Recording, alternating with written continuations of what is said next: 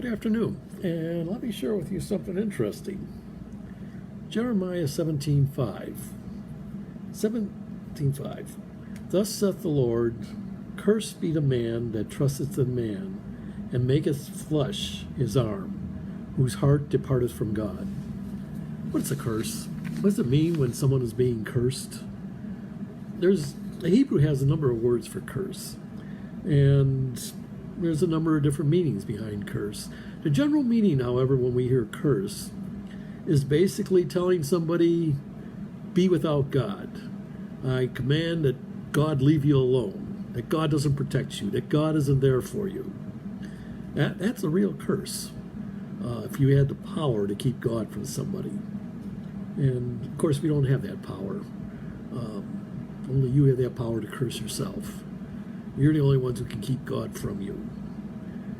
But God is saying there are various ways that you can bring this curse upon you, the separation from God. The word curse is arur.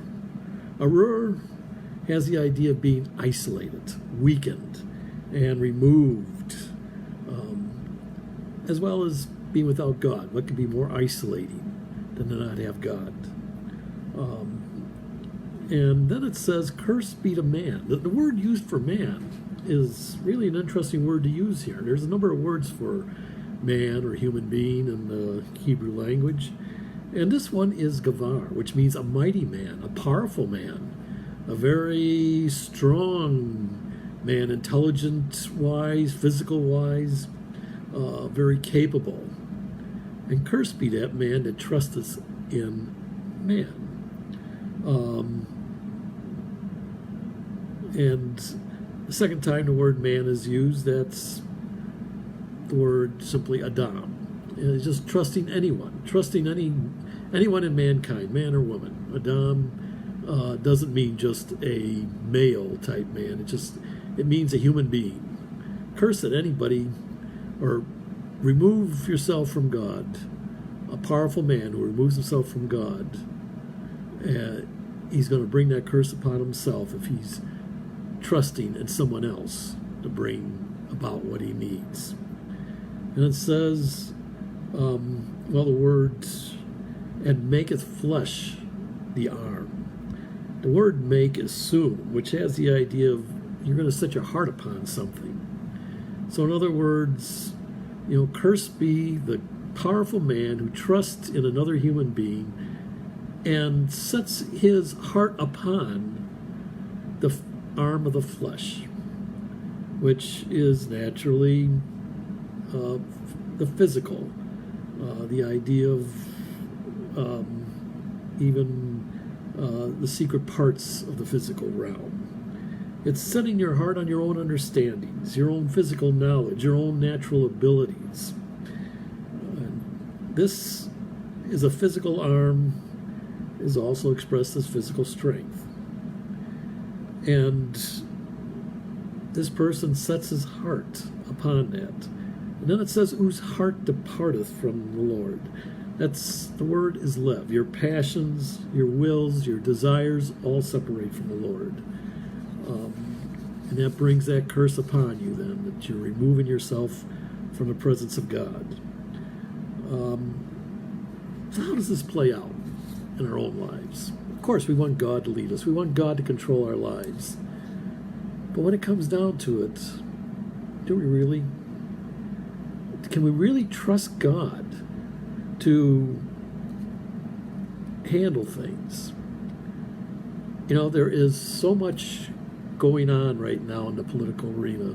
There are Christians who on one side are insisting the right man for the job is so-and-so, and then there's others who say, oh no, that he cannot possibly be the president of the United States.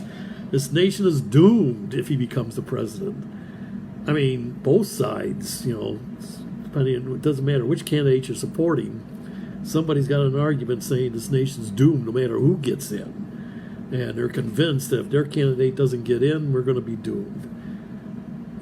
What the Bible teaches is that the power doesn't rest in one man.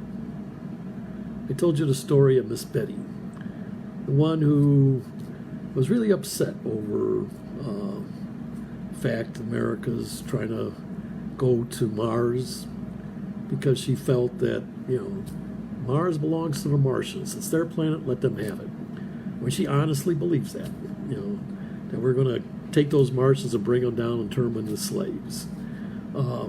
Very simple-minded person, childlike. But I tell you, she loves God with all her heart, soul, and might. She's a person I go to when I'm looking for prayer, because I know when she prays, man, she rocks heaven with her prayers. Someone who believes in Martians and have compassion for Martians has no problem believing in an unseen God. This God hears her prayers. And when it comes down to it, the fate of this nation is going to be decided who's sitting in that Oval Office. It doesn't matter. I just finished a book giving history about the Persian Empire and the Jewish people. And, in it I show that God used a man who thought he was a god himself, the Pharaoh. He used a tyrant like Nebuchadnezzar. He used a rascal like Cambius. And he used a conniver like Darius. God manipulated them all to carry out his will. So it doesn't matter who sits in that Oval Office. What's going to really make or break this nation are the believers. Are they going to choose to put their trust in the arm of the flesh? Are they going to trust in a man?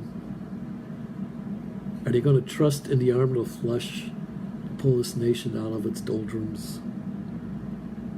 If you are, your heart's departed from the Lord, according to Jeremiah.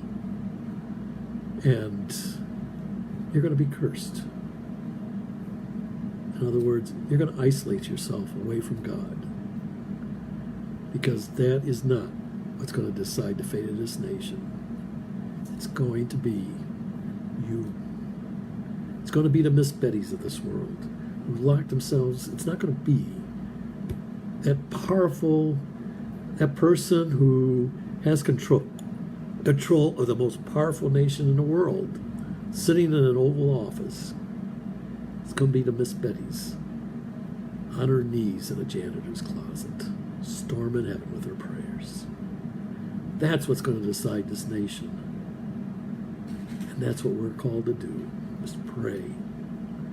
Not saying we don't go out and vote, not saying we ignore our obligation or as a citizen. I'm just saying pray. Let God move your heart in how to vote.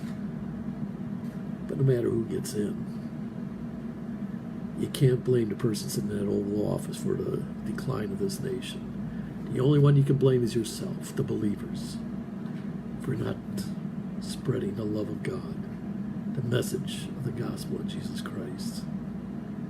And above all, for not recognizing that he's with you 24/7, and that everything you do as unto him.